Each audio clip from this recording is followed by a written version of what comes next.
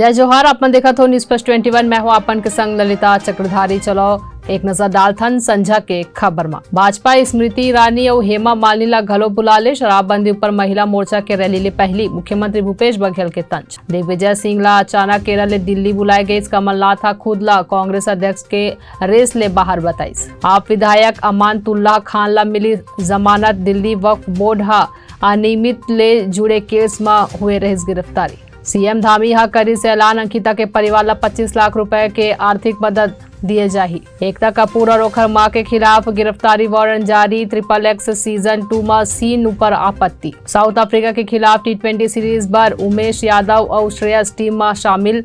सहबाज ला घलो मिली मौका। दिल्ली शराब घोटाला में ईडी समीर महेंद्रू ला करिस अरेस्ट। क्राउन प्रिंस मोहम्मद बिन सलमान सऊदी अरब के प्रधानमंत्री नियुक्त करे गए।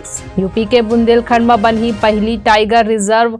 योगी सरकार देश मंजूरी। ताजमहल के 500 मीटर के दायरा में सबो बिजनेस एक्टिविटी पर रोक लगी। सुप्रीम कोर्ट के आदेश। ऐसा तमाम जानकारी ले लगातार अपडेट रहे बर देखत रहो न्यूज प्लस 21 आप मन के हक के बात।